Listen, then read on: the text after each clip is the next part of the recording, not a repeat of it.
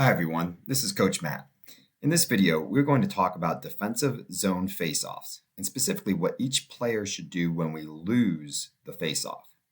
First, a quick refresher on some core concepts in our D zone, which apply to losing a faceoff. First, the player that's closest to the puck, we want challenging the puck. We want to remember to protect the house. That's the most dangerous area on the ice in terms of goal scoring.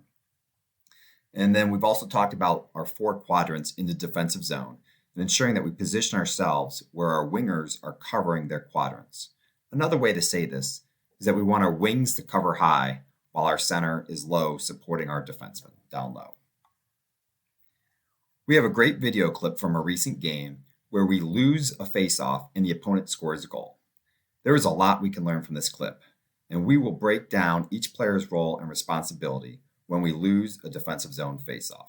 Let's watch the clip at full speed, and then we'll break it down by each position.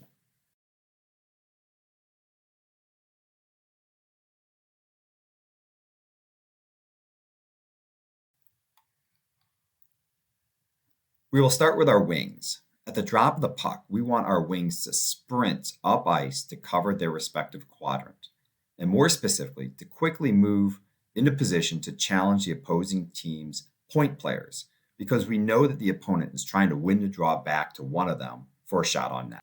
Here, we have a still shot from the video clip, and we've identified our 3 forwards, and the red dotted lines drawn on the picture remind us of where the 4 quadrants would be.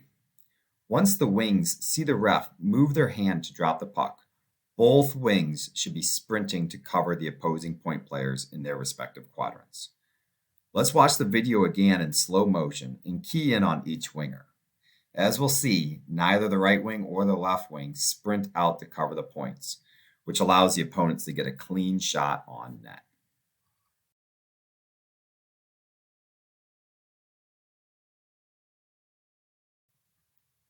Now let's look at the center's role and responsibility when they lose a defensive zone faceoff. The center should stay low and cover the opponent's center by using good defensive principles like staying between the opponent and our net. The center should lock on to the opposing center and box them out away from the net.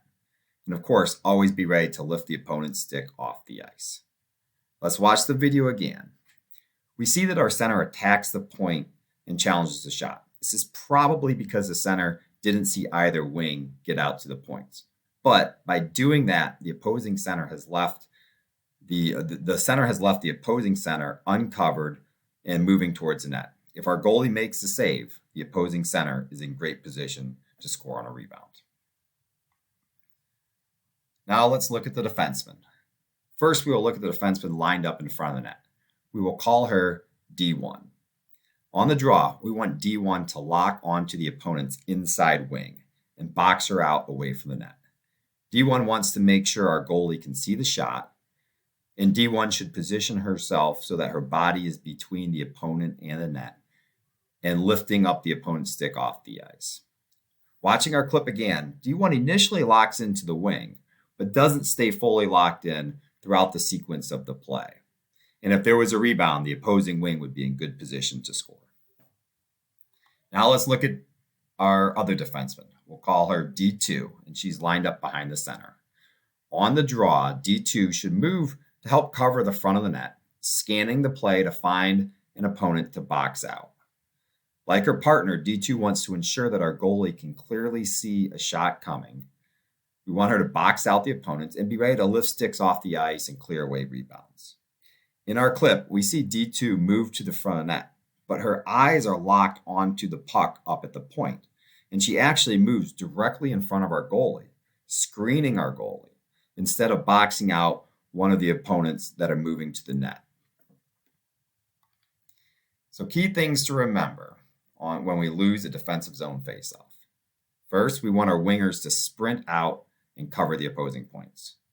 We want the center to stay low and lock onto and cover the opposing center. D1 locks onto the opposing inside wing, and D2 moves to the front of the net, scans the ice looking for any open opponent that she can box out as well. And of course, we want everyone to remember good defensive habits, which include positioning your body between the opponent and our net Ensure that our goalie can see the puck. This means clearing out opponents away from the front of the net so our goalie can see a shot coming. And it also means not screening our own goalie by ourselves. And also lifting sticks off the ice, especially when we're inside the house, and clearing away rebounds. Thank you for watching. We'll see you at the rink.